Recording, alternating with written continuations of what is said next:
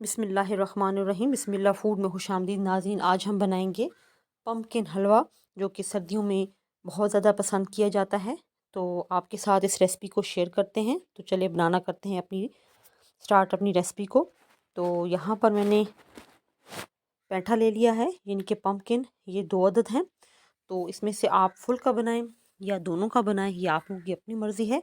तो क्वांटिटी आपने कम या ज़्यादा अपने हिसाब से करनी है। तो यहाँ पर अफादियत के लिहाज से तो इसका कोई भी मद्दे मुकाबल नहीं है। यहाँ पर पम्पकिन को तो इस समय मैंने तकसीम कर दिया है और इसके अंदर का ऐसा जो गूदा है इसको निकाल लेंगे और अच्छी तरीके से हमने इसकी स्किन को रिमूव करके यहाँ पर इसको कतलों की शक्ल में काट लिया। ठीक है, अच्छे तरीके से इसका छिलका आपने उतारना है। इसका छिलका बहुत हार्ड होता है। तो यहाँ पर इसको मैंने अच्छे तरीके से धो लिया है। अब हम इसको अच्छे तरीके से कद्दूकश कर लेंगे और ये इस तरह से इस फॉर्म में, इस शक्ल में आप लोगों के सामने आ जाएगा। तो यहाँ पर ये एक ही मैंने पम्पकिन लिया है, इसको मैंने कढ़ाई में डाला और फ्लेम है यहाँ पर मीडियम टू हाई। तो जैसे जैसे ये गर्म होना शुरू कर देगा, ये ऑटोमेटिकली अपना पानी छोड़ना शुरू कर देगा और आपने लो फ्लेम पर तकरीबन 10 से 13 मिनट के दौरान आपने पानी को मुकम्मल तौर पर खुश्क करना है। ये प्रोसेस आहिस्ता आहिस्ता ही होता है। तो इसमें ये होता है कि अगर आप फ्लेम को हाई कर देंगे या आप ये कहेंगे कि जल्दी चीज़ तैयार हो जाए, बहुत ही कम टाइम लगे, तो इस तरह से ये चीज़ मुकम्मल तैयार नहीं होती और इसके नीचे लगने का ख़दशा होता है। तो मोटे पैंदे वाली आपने कढ़ाई यूज़ करनी है या जो भी बर्तन आप यूज़ करेंगे। तो यहाँ पर आपको दिखा दूँ कि कलर चेंज होने तक इसको पकाएंगे। और ये मैंने ली है तकरीबन 2.5 कप चने की दाल है। इसको अच्छी तरीके से मैंने साफ़ कर लिया है और भिगोना बिल्कुल भी नहीं है। हल्का सा हम इसको फ्राई कर लेंगे ताकि अच्छे तरीके से ये इसकी जो भुनवाई है वो मुकम्मल हो जाए। चने की दाल को आपने एज़ इट इज़ गरम बर्तन में स्लो फ्लेम पर ही आपने इसको भून लेना है दाल को, लेकिन आपने फ्लेम को हाई नहीं करना और उसमें किसी भी किस्म का ऑयल या हम देसी घी ऐड नहीं करेंगे। सिर्फ चने की दाल को आपने फ्राई कर लेना है। तो यहाँ पर तकरीबन 10 मिनट हो गए हैं। ये पानी इसका खुश्क हो रहा है और कोशिश आपने यही करनी है कि पानी इसमें बिल्कुल भी ना हो, बिल्कुल ड्राई होना चाहिए।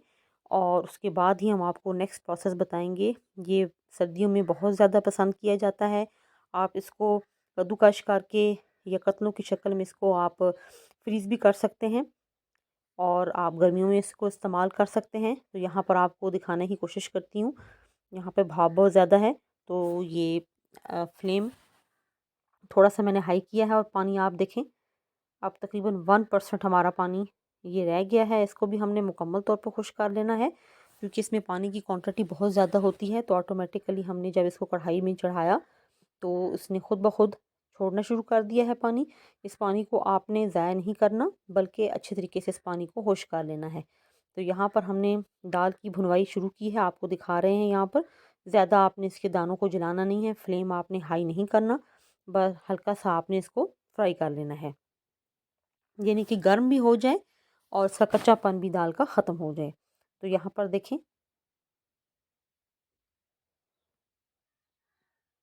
बिल्कुल कम क्वांटिटी में ये पानी रह गया है और इस पानी को भी हमने मुकम्मल तौर पर खुश्क कर लेना है इस तरह से, ताकि बिल्कुल 1% भी इसमें पानी ना रहे, बिल्कुल ये खुश्क हो जाए। तो इसके बाद हम इसमें बाकी प्रोसेस शुरू करेंगे। जिस्म के दर्द के लिए, हड्डियों के लिए और जॉइंट के दर्द के लिए ये बहुत ज़्यादा पसंद किया जाता है। यहाँ पर तकरीबन 13 से 15 मिनट मुझे लगे हैं पानी को खुश्क करने में। पानी जब मुकम्मल तौर पर पेठे का खुश्क हो जाए तो आपने इसमें 1 कप देसी घी ऐड किया और अच्छे तरीके से आपने इसकी भुनवाई स्टार्ट की। यहाँ पर आपने देसी घी का इस्तेमाल करना है। हाँ, फॉर एग्ज़ाम्पल आपके पास देसी घी नहीं है तो आप यहाँ पर डालडा घी का इस्तेमाल भी कर सकते हैं। ये देखें, घी में हमने इसकी भुनवाई शुरू की है और तकरीबन 2 से 3 मिनट तक हमने इसको अच्छे तरीके से भून लेना है। मिक्स करेंगे और बराबर आपने इसमें चम्मच का इस्तेमाल करना है ताकि नीचे ना लगे और मोटे पैंदे वाला बर्तन ही आपने इस्तेमाल करना है। यहाँ पर ऐड करूँगी चीनी। चीनी मैंने ली है तकरीबन 1.5 कप। ज़्यादा चीनी इसलिए नहीं ली क्योंकि आप लोग जब हलवा खाते हैं तो बाज़ लोगों का ये इशू होता है कि मीठा बहुत ज़्यादा है या हम शुगर के मरीज़ हैं। तो अगर आप चीनी का इस्तेमाल कम करें तो वेल एंड गुड, और अगर आप अपने टेस्ट के हिसाब से लेते हैं तो 1.5 कप चीनी काफ़ी रहेगी। और यहाँ पर अगर आप चाहें तो शक्कर या गुड़ का इस्तेमाल भी कर सकते हैं, लेकिन जो अच्छा असर और अच्छा जो रिज़ल्ट आता है वो चीनी के हलवे से ही आप इसको एंजॉय करेंगे। तो यहाँ पर चीनी ने पानी छोड़ना शुरू कर दिया है। अब चीनी में इसकी मुकम्मल तौर पर भुनवाई हो रही है पेठे की, यानी कि घी के साथ हमने इसका इस्तेमाल किया। और जब चीनी का पानी खुश्क हो गया तो इसमें हमने ऐड किए नट्स, यानी कि बादाम आप ले सकती हैं, काजू ले सकते हैं, पिस्ता मगज़ ले सकते हैं। तो आपके पास जो नट्स घर में पड़े हुए हों आप उसको ज़रूर इस्तेमाल करें। इनके खुश्क मेवाजात का इस्तेमाल वैसे भी सर्दियों में बहुत ज़्यादा करना भी चाहिए और पसंद भी किया जाता है। तो तमाम खुश्क मेवाजात में से जो चीज़ें मेरे घर में थी वो मैंने इसमें ऐड कर दी। किशमिश का इस्तेमाल किया है मैंने, बादाम कद्दूकश किए हैं और काजू कद्दूकश कर लिए हैं। तो अच्छे तरीके से हमने इसको भून लेना है मज़ीद। अब देखें क्वांटिटी में ये कितना ज़्यादा था, तकरीबन 1.5 किलो से ज़्यादा का ये लग रहा था, लेकिन अब ये देखें कितना कम रह गया है। भुनवाई मुकम्मल हो जाने के बाद यहाँ पर जो चने की दाल मैंने आपको दिखाई थी, इसको मैंने अच्छे तरीके से फ्राई कर लिया था और उसके बाद मैंने उसको मिक्सी जार में ग्राइंड कर लिया।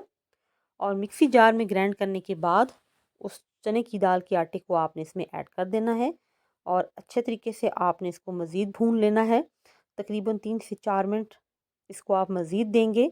लो फ्लेम पर अच्छे तरीके से हम इसे मिक्स करेंगे। ये देखें, यहाँ पर आप मज़ीद अगर चाहें तो देसी घी का इस्तेमाल कर सकते हैं, बिल्कुल करना भी चाहिए। तो जहाँ पर मुझे कम लगा वहाँ पर मैंने देसी घी और भी ऐड कर लिया ताकि ये मुकम्मल तौर पर एक नरम सा टेक्सचर इसका आए। और ज़ाहिर है देसी घी का इस्तेमाल जब हम करेंगे तो उतनी ही चीज़ हमारी बेहतरीन तैयार होगी। और यहाँ पर चने की दाल और पैंठे का एक इम्तज़ाज हमने तैयार किया है, तो बहुत प्यारी खुशबू आ रही है और बहुत प्यारा जायका आएगा।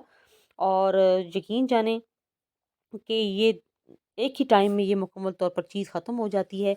आप 2 सूरतों में इसको इस्तेमाल कर सकते हैं। आप इसको हलवे के तौर पर भी इस पेश कर सकते हैं और उसके लड्डू भी बना सकते हैं। तो दोनों तरीक़ों से आपको दिखा रही हूँ। तो यहाँ पर देखें कितना नरम और सॉफ्ट बन के ये हलवा तैयार हुआ है। लास्ट टाइम में आपने चने की दाल को डाल के मज़ीद 5 से 6 मिनट भून लिया और ये देखें इस तरह से आप जिस तरह शेप में चाहें इसको शक्ल में दे सकते हैं। तो यहाँ पर प्रेजेंटेशन करेंगे सबसे पहले हलवे की। यहाँ पर हमने इसको प्लेट में सेट कर लिया है। इसके ऊपर आप नारियल के बुरादे का इस्तेमाल करें और यहाँ पर मैं हाफ़ में आपको दिखा देती हूँ, नारियल का बुरादा हमने ऐड किया है और हाफ़ में मैं खोए का इस्तेमाल करूँगी। तो खोया जो था उसको मैंने अच्छे तरीके से फ्रीज़ करके रखा हुआ था और फ्रीज़ करने के बाद उसको मैंने कद्दूकश किया और इस तरह से इसके ऊपर गार्निशिंग कर दिया। तो जब आप इसको ऐसे ही खाएँगे गरम-गरम तो साथ जब खोए का इस्तेमाल करेंगे तो ये बहुत ही अच्छा जायका देगा। और यहाँ पर जो हाफ़ हलवा बचा था उसके मैंने इस तरह से लड्डू बना लिए। जो लड्डू खाना पसंद करते हैं आप उसको इस तरह से पेश कर सकते हैं और जो हलवा खाना पसंद करते हैं उसको हलवे की सूरत में इस तरह से प्रेज़ेंट कर सकते हैं। तो दोनों सूरतों में आप इसको ज़रूर एंजॉय करेंगे। इंशाल्लाह फिर लौट के आऊँगी एक अच्छी रेसिपी के साथ। अल्लाह हाफ़िज़।